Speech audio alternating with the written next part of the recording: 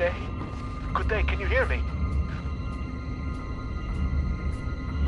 Well, I hope that your ears are working better than your tongue, so that you might use them to listen to my words. You have turned on the light at the end, beginning and middle of the tunnel, but some things remain shrouded in darkness.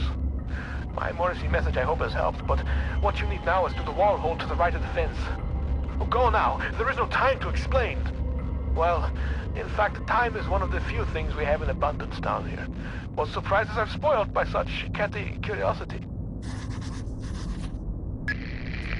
My memory is like something with a great many small holes. We shall be needing to perform some minor demolition work so that we might one day meet again. For this task, we shall require the use of a large, earth-eating metal monster, and that monster is thirsty for juice from the place where things are kept. By the way, you can call me Red. It's not my name, you understand, but I am sure you will agree it is a name rather similar to a cardigan, fetching when worn correctly.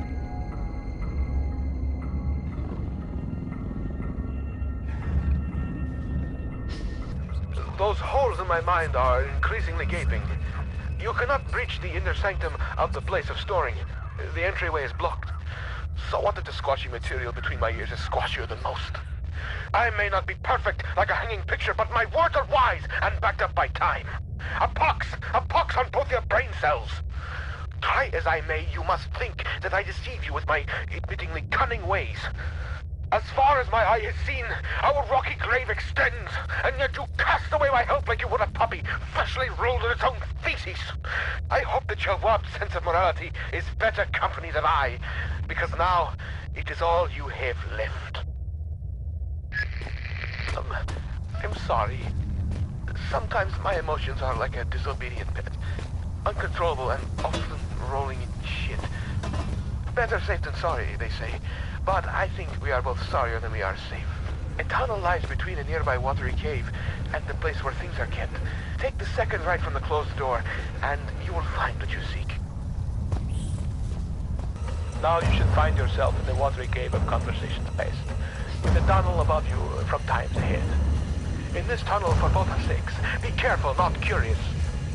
I have already spoken to you about the cat, and repeating myself is not only out of the question, but out of the window and climbing down the guttering.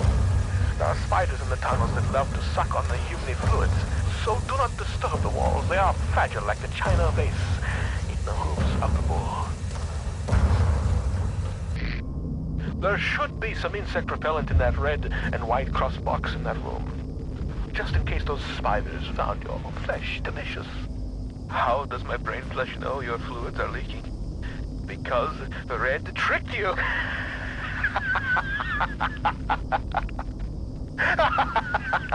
The spidery tunnel was far from a necessary evil. More so, it served as a well-deserved punishment. You thought my mind had been lost to the ravages of time, but poetic justice has struck with a sonnet and an eight-legged baptism of fire. With justice now served cold, I hope that we can be good friends. Now reclaim the key and go-go juice, and find a way to the mining monster.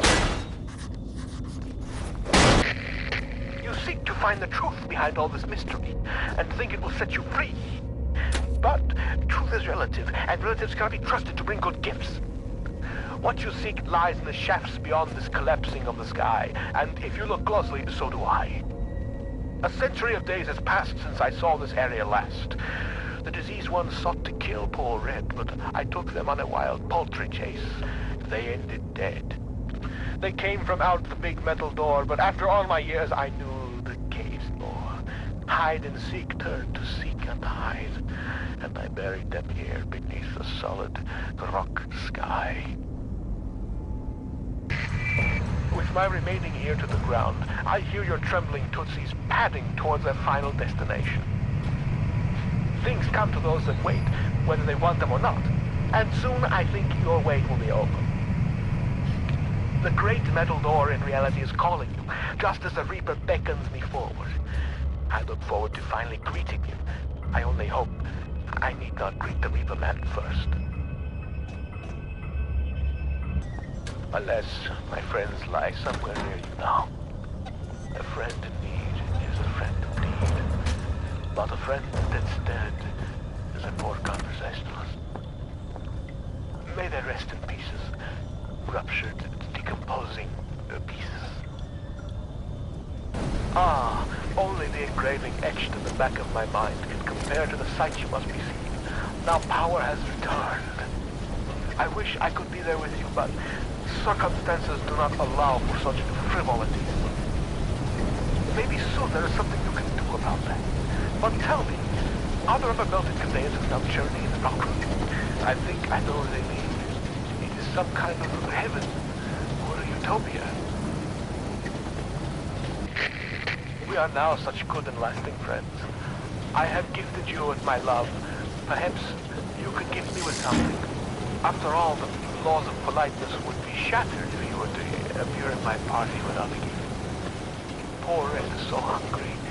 He could eat both the horse and the young rippling stable hand. Sadly, pony flesh is so hard to come by in these parts, and man meat is so bland. If your eyes happened upon a scurrying rodent, would you deliver the crunchy feast by way of a final meal? While you hunt for those delicate, melt-in-your-mouth mousy morsels, there are places you should not go, for fear of death. The Reaper lives here, just like you and I. And just like you and I, he must ingest the living flesh of those less fortunate than him. There is a small place that I do not want you to visit, even on your holidays, because it is dark and evil place that I've been. When the darkness has overwhelmed my small decaying mind, some bad things flowed from my mind, and through my pen, the brilliant blue ink itself seemed to turn to blood into my grace. And by the way, should you turn peckish, red is at its finest sautéed with a little engine oil. Really, the hunger is becoming rather uncomfortable here. How far away are you? You cannot be far. I am held captive by a wall of stone in the northeast of the mine. As in any drama, there are many roles to be played.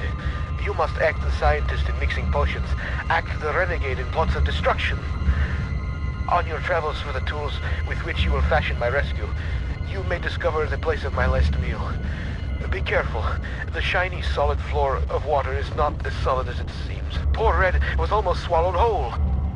The two foolsy men who plummeted into my domain have long since departed, though not I expect from whence they came.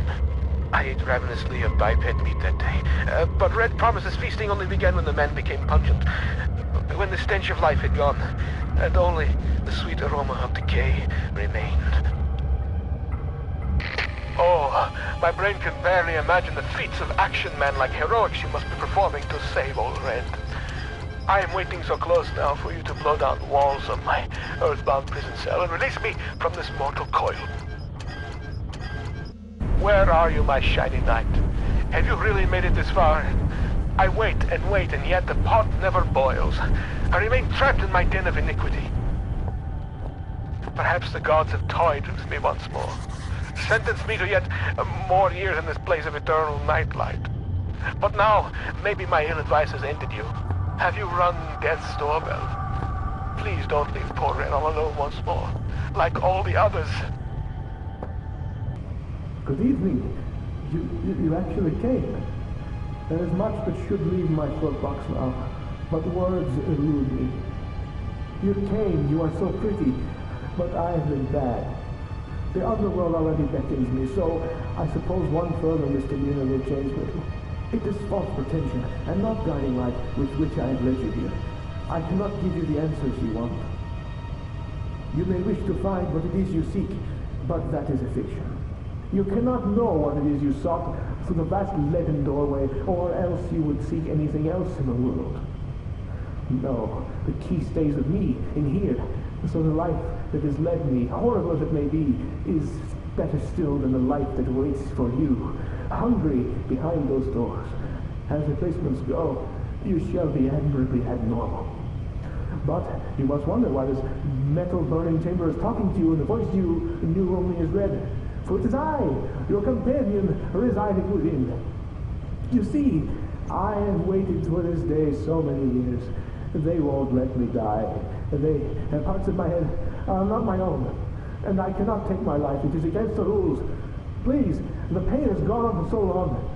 All I wanted was a friend, but now the time for chit-chats and marshmallows by the fire has ended, and I hope that soon so shall my life. I have knocked on the death's door for so long. Please, let him invite me in for tea.